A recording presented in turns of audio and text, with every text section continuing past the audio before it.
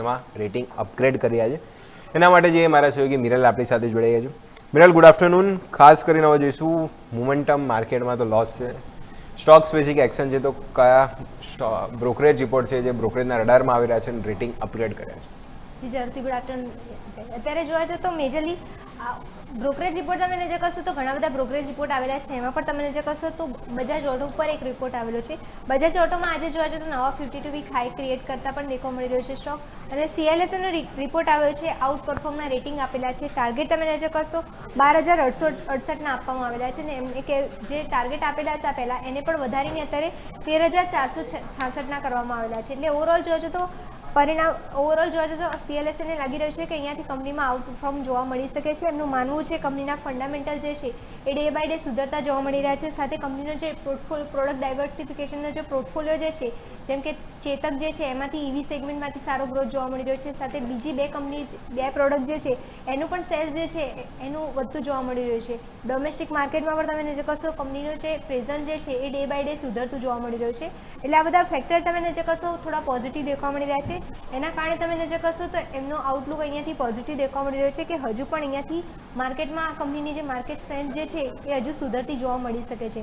એટલે બજાજ ઓટોમાં આઉટલુક અહીંયાથી પોઝિટિવ હોવાના કારણે અહીંયા રેટિંગ અપગ્રેડ કરવામાં આવેલા છે. પછી વાત કરીએ મનીપાલ હેલ્થ.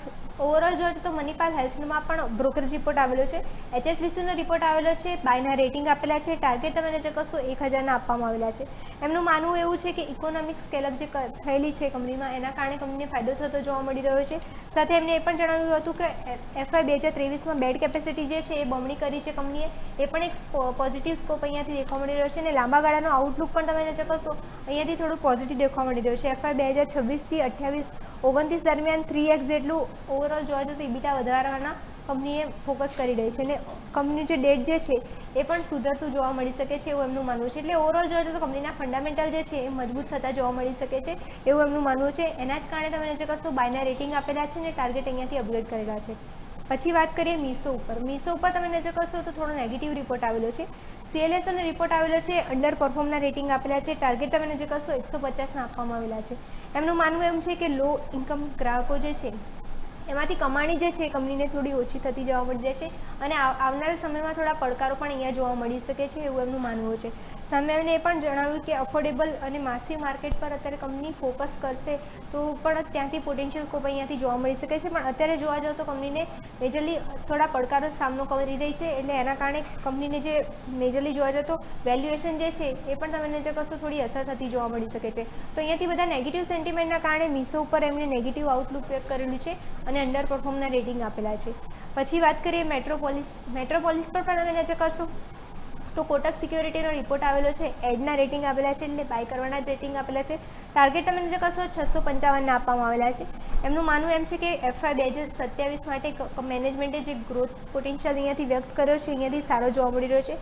જે વાયર તમે નજર કરશો તો ગાઈડન્સ આપેલું છે. નફાનું ગાઈડન્સ 14%થી 15% રહી શકે છે. એટલે પોટેન્શિયલ સ્કોપ અહીંયાથી સારો જોવા મળી રહ્યો છે. સાથે એમને એ પણ જણાવ્યું છે કે જે કંપનીનો જે બિઝનેસ છે એ ડે બાય ડે સુધરતો જોવા મળી રહ્યો છે. માર્જિન પણ તમે નજર કરશો FY 2026થી 29 વચ્ચે છે ને 300 BPS જેટલા વધી શકે છે. એટલે ઓવરઓલ જોઈએ તો માર્જિન પણ સુધરતા જોવા મળી શકે છે. ફંડામેન્ટલ ઓવરઓલ સુધરતા જોવા મળી શકે છે. અને કોર બિઝનેસ જે છે કંપનીનો એ પણ સારો સુધરતો જોવા મળી શકે છે. એટલે પોઝિટિવ સેન્ટિમેન્ટ અહીંયાથી પણ જોવા મળી રહ્યા છે. એટલે અહીંયા પણ બ્રોકરેજ હાઉસીસ મેટ્રોપોલિસ માટે પોઝિટિવ દેખવા મળી રહ્યા છે. તો આજે જોવા જઈએ તો આ બધા બ્રોકરેજ હાઉસીસ હતા. તમે નજર કરશો most of brokerage houses positive દેખવા મળી રહ્યા છે. એના જ કારણે તમે નજર કરશો તો આજે પણ થોડું સેન્ટિમેન્ટ સારું જોવા મળી રહ્યું છે સ્ટોકમાં.